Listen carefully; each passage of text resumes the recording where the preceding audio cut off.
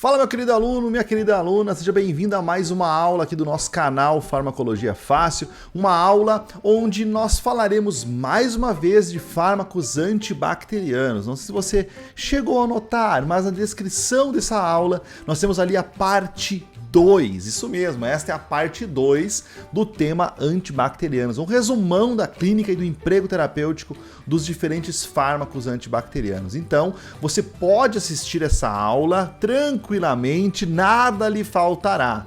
Claro que depois te recomendo voltar aqui na nossa playlist do nosso canal e encontrar a aula Inibidores de Parede, porque ali você vai ter o tema, vai ter o estudo sobre este tema. Como eu dividi em 3 partes, não vai comprometer o seu estudo começar assistindo essa aula aqui.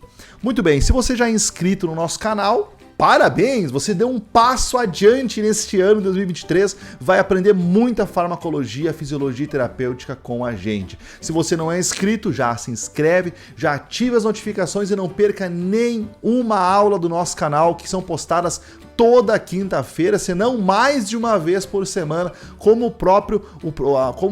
a própria aula de antibacterianos que você está vendo aqui, que é dividida em 3 partes e postada quase que uma em cada dia da semana. Então vamos lá então. Na aula de hoje nós vamos falar sobre uma outra forma de destruir a bactéria, uma outra forma de atingir a célula bacteriana, que é da inibição da síntese, através da inibição da síntese de proteínas. Na aula passada nós falamos então dos inibidores de parede, que são os inibidores da transeptidase, inibidores da transglicosidase e dos desestabilizadores de membrana. Nessa aula nós falaremos de classes que têm mecanismos um pouco diferentes, mas que lá no final eles vão interferir na produção de proteínas pela bactéria. Mas será que produzir proteínas é importante para a bactéria? Claro que é importante, assim como para as nossas células também é essencial. Nós somos proteínas, sinalizamos através de proteínas, desenvolvemos através de proteínas, então a bactéria, para que ela sobreviva, para que ela se divida, ela precisa de uma quantidade de proteínas enorme. Então quando você inibe a síntese de proteínas, você vai diminuir primeiro a proliferação. Então os fármacos que são inibidores da síntese de proteínas, todos eles têm a característica de serem bacteriostáticos, mas alguns, ou seja, diminuem a proliferação, o crescimento das bactérias. Agora, alguns deles, pela intensidade pela qual fazem o mecanismo de ação deles, eles acabam também sendo bactericidas. Então, o primeiro mecanismo de ação de uma classe muito conhecida é o bloqueio da passagem do RNA transportador recém-sintetizado para a região de finalização lá no ribossomo. Esse mecanismo de ação detalhado, ele vai diminuir a síntese de proteínas pela ação do ribossomo.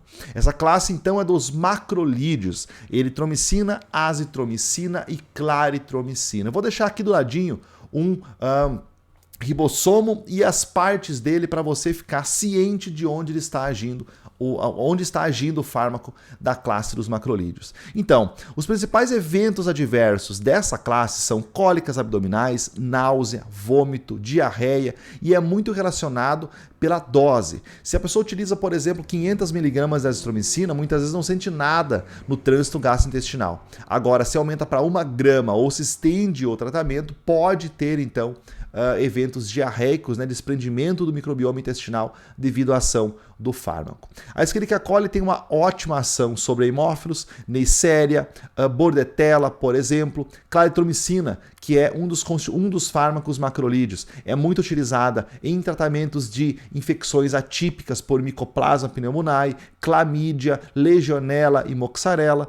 A moraxella, melhor dizendo, a azitromicina, ela é muito mais ativa em Haemophilus influenza, em Bordetella pertussis, por exemplo, que causa então a coqueluche, a tosse comprida, a clamídia também, a legionela e o micoplasma. Então eles são muito utilizados em bactérias, em infecções que a bactéria desenvolveu resistência ao próprio uso dos beta-lactâmicos, que falamos na aula anterior, ou bactérias atípicas que causam, por exemplo, a chamada pneumonia atípica, que esse termo é contestado por alguns pesquisadores por não ser claramente todos os sintomas diferentes de uma pneumonia comum, mas a febre, a tosse produtiva, os achados em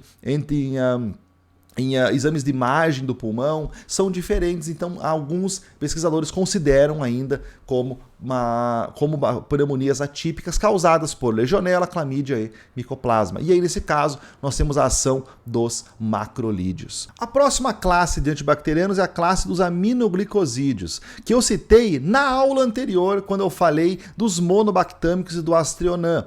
Eu citei naquela aula que o Astrionam é uma alternativa ao uso dos aminoglicosídeos por ser menos nefrotóxico e ototóxico. E é exatamente isso que é o problema dos aminoglicosídeos. Eles são mais utilizados em infecções por gram-negativas grave intra-hospitalares, infecções graves por gram-negativa e também por gram-positiva, em alguns casos resistentes aos beta-lactâmicos. Eles têm dificuldade em atravessar a porina, mas eles se difundem através da célula bacteriana e chegam até o centro da produção de proteínas e fazem então inibição irreversível da síntese proteica, impedindo a leitura do RNA mensageiro. Esse é o mecanismo de ação então desta classe.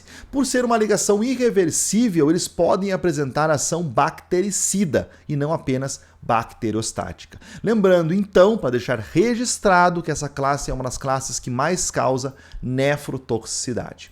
Próxima classe de inibidores da síntese de proteínas, aqueles que impedem a ligação do RNA transportador com a subunidade 30S do ribossomo. E mais uma vez eu coloco aqui a fotinho do ribossomo. As tetraciclinas. Quem são eles? Tetraciclina, tigeciclina, minociclina e doxiciclina. Eles apresentam um amplo espectro, tanto para gram-positivas quanto infecções por gram-negativas, aeróbios e não aeróbios, e também vai atuar em bactérias diferentes, como a Rickettsia, que é uma bactéria parasita. Além disso, atuam em infecções por micoplasma, clamídia, legionela, mas tem uma característica bem importante. Por ter uma molécula tetracíclica, eles acabam formando complexos com íons, como cálcio e derivados do leite, também magnésio, ferro e alumínio. Esses íons, esses metais, acabam complexando na molécula das tetraciclinas e fazendo com que eles sejam eliminados pelo trato gastrointestinal sem penetrar no nosso organismo. Então não devem ser administrados em conjunto com o alimento e nem com derivados lácteos. Além disso, eles fazem uma condensação na dentina do nosso dente e o uso prolongado, especialmente da própria tetraciclina, pode causar o escurecimento dos dentes do paciente. Muito bem, próxima classe, que na verdade não é uma classe por si só, e sim um conjunto de medicamentos com algumas características em comum, é a classe dos inibidores da subunidade 50S. Até aqui nós estamos falando então da alocação do RNA transportador e da subunidade 30S do ribossomo, da produção de proteínas pela bactéria. Agora, vamos falar de fármacos que atuam na subunidade 50S, e o primeiro deles é o cloranfenicol, que foi muito utilizado na clínica, mas que hoje foi retirado devido a anormalidades sanguíneas que ele causava, como a aplasia medular. Então, por muitas décadas, o cloranfenicol foi a única droga realmente útil para o tratamento de salmoneloses, por exemplo. Até então, as salmoneloses causavam a morte dos pacientes, causando eventos diarreicos gravíssimos, desidratação e morte. Com o surgimento do cloranfenicol, começou a ter uma possibilidade de tratamento por esse tipo de infecção, e ele foi usado por um longo período como única droga realmente efetiva. O efeito adverso, especialmente atrelado ao cloranfenicol, são náuseas e vômitos, alteração do paladar, a própria diarreia, irritação anal e, claro, a aplasia medular, gerando uma anemia, a chamada anemia aplásica, que é o efeito adverso mais grave e irreversível do cloranfenicol. Acontece entre 3 a 12 semanas após o início do tratamento. Então, por isso que ele foi retirado do uso diário, das infecções como antibacteriano, e em alguns casos ainda pode ser utilizado.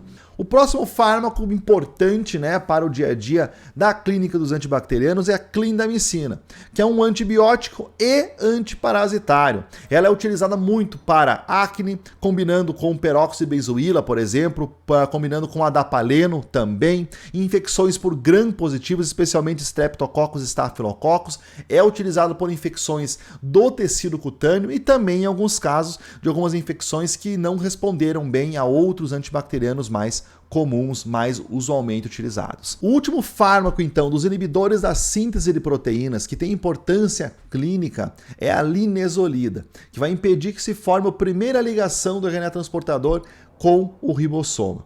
A linezolida, ela tem como efeito adverso comum a leucogenia, a plaquetogenia em tratamentos prolongados e também causa nefrotoxicidade. Ela é utilizada, por exemplo, em infecções complicadas de pele e tecidos moles, em pneumonia adquirida na comunidade, incluindo bacteremia concomitante, em pneumonia hospitalar também, infecções enterocóxicas resistentes à vancomicina, por exemplo, incluindo bacteremia concomitante também, e infecções não complicadas de pele e tecidos moles intra-hospitalares. Então essas são as principais indicações da linezolida.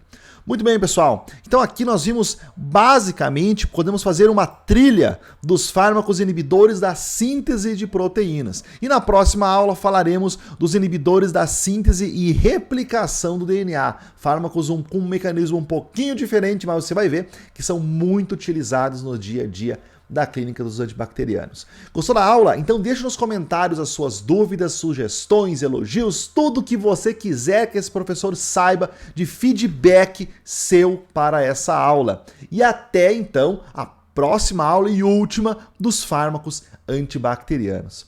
Vem comigo!